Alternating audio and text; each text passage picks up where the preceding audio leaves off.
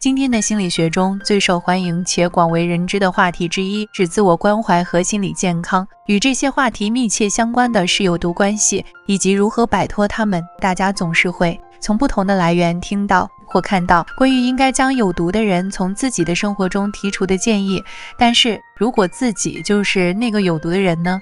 就像那些对你有毒的人一样，你可能在不自知的情况下，通过自己不正常的思维方式伤害了自己。心理学家亚伦·贝克博士已写过不同类型的消极思维模式被众所周知，他称之为认知扭曲。他注意到很多患有抑郁症和焦虑症的患者都采用了这些思维模式。这支影片就来说说一些大家可能正在做的最常见的认知扭曲。一、过度概括。过度概括指的是一个人经常基于一个单一事件做出负面的推断。简单来说，当一个人经历了一次不好的经历，并说服自己相信他总是如此的时候，就是这种情况。比如当你已经上课或上班迟到了，然后发现忘了带家里的一些重要东西，就会对自己说这就是我的运气，坏事总是发生在我身上。虽然这些只是小事，但自己却被他们毁掉了一整天，并开始在一切事物中看到消极的一面。大家并没有意识到的是，不必让这些事影响自己，但有的小伙伴选择了专注于它，并把它扩展到每一个小小的不顺，或者是自己遇到的任何挫折。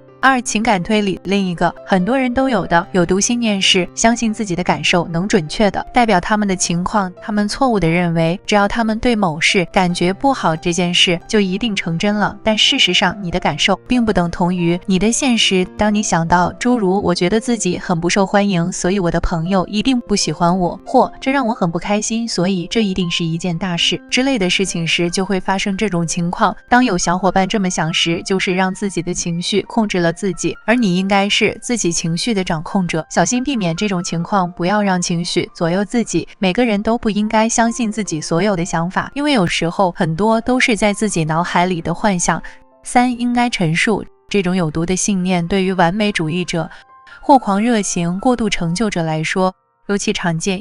应该陈述指的是一个人为自己和他人设定的僵硬且常常不切实际的标准，相信某人应该是这个样子或那样子，其他任何方式都是不可接受的。当有人这样做时，他们是对自己和他人过于苛刻。当他们没有达到这些高标准时，他们对那些失败的人就会过于严厉，并且有着让一切都完美无缺的强迫性需求。这些人很难对自己或他人宽容，并且难以接受自己或他人的缺点。他们可能无法理解，成功并不是一切，即使会失败，勇气和努力也应当得到赞扬。四、魔法思维，也叫做某一天心态。魔法思维是那种相信一旦达成某个目标，一切都会变好的有毒信念。很多人会想，等我瘦了，更漂亮了，更富有了，更聪明了，更受欢迎了等等，我就会快乐，一切都会好起来。虽然乍一看这似乎并不有毒，因为它是度时，可以很有动力，但它很快会变得自毁。一旦有人让自己感到无论自己多努力都永远无法拥有或变得足够好，就会希望通过想法来安慰自己未来会更好，但这样做会让人忽视了当下的所有美好，不知道什么时候该放弃，因为永远不会满足。最终这样的人可能会发现自己陷入了一种空虚和不满的恶性循环。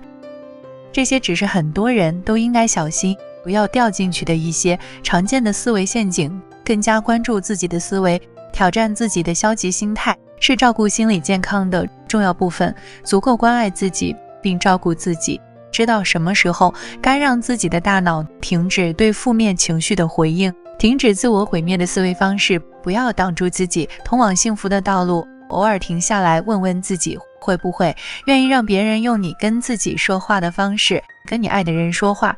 如果答案是否定的，那么是时候做出改变了。从今天开始，过上最好的生活吧。